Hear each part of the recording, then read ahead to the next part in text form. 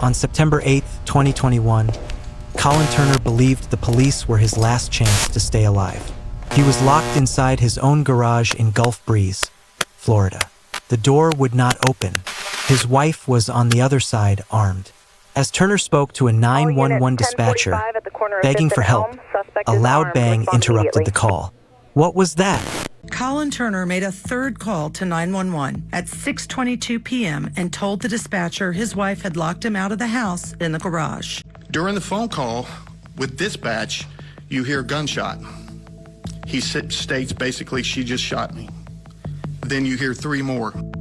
The dispatcher asked. Turner answered with words that would become part of a courtroom record, and a tragedy his children would carry forever. She just shot me. What followed were 3 more gunshots. Colin Turner, a 33-year-old retired U.S. Marine and father of 3, died there on the garage floor.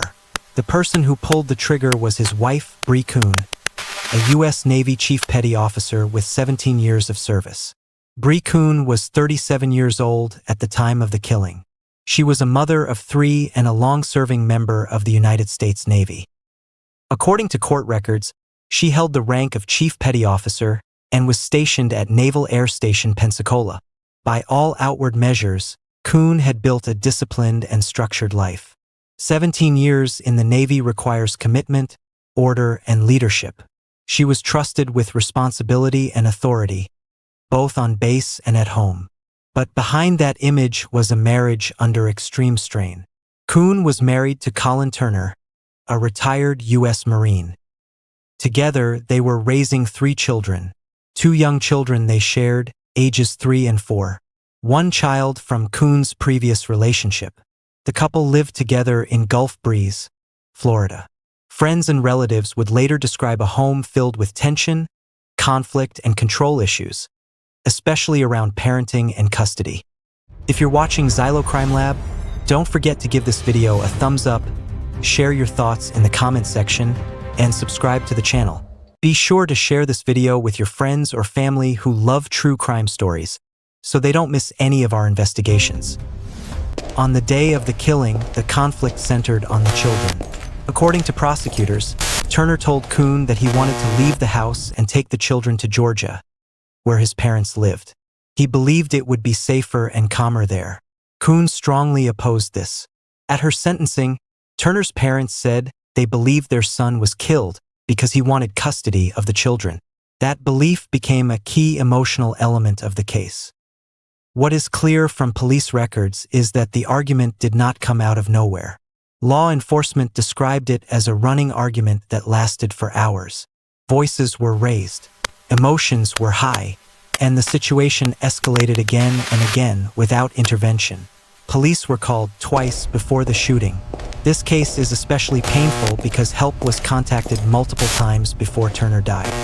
First call, 12:53 p.m. Kuhn called the Santa Rosa County Sheriff's Office earlier that afternoon. Deputies arrived at the home but found no signs of physical violence. They left. Second call, around 5 p.m. Later that day, Turner called 911 himself. Police in Gulf Breeze, Florida respond to multiple 911 calls from the home of Bree Kuhn and Colin Turner. They had reportedly been fighting all afternoon. Deputies responded again. Once more, they did not see visible injuries or clear evidence of abuse. They left the house a second time. Each time, the situation was treated as a domestic argument, not an emergency. But the danger did not end when officers drove away. At 6:22 p.m., Turner placed his final 911 call. This time, his voice carried fear. He told the dispatcher that his wife had locked him inside the garage. He said she had tried to break his arm when he attempted to re-enter the house. This detail mattered. Turner was no longer arguing face-to-face. He was confined. He was trapped. And he was trying to survive. As he stayed on the phone with emergency services, a loud bang echoed through the call. Then came the words that changed everything. She just shot me. Moments later, 3 more gunshots were heard before the line went silent. Deputies rushed to the scene. Turner was pronounced dead. The children were inside the home during the shooting. Bree Kuhn was arrested and charged with murder. At trial, her legal team initially planned to present testimony related to battered spouse syndrome. A psychologist was expected to testify, along with Kuhn herself. But after seeing a family member take the stand, Kuhn made a sudden decision. She chose not to testify.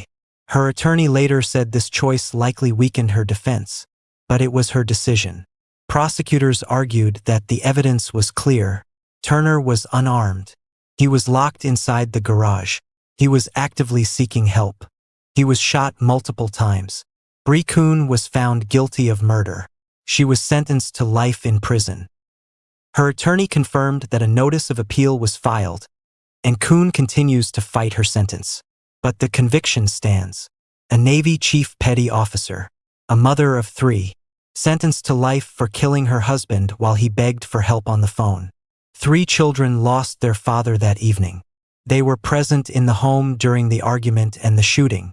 Their lives were permanently altered not just by death but by the knowledge of who caused it. In cases like this, the children often carry unanswered questions for years. This case exposes serious warning signs and failures that deserve attention. Repeated police calls are red flags.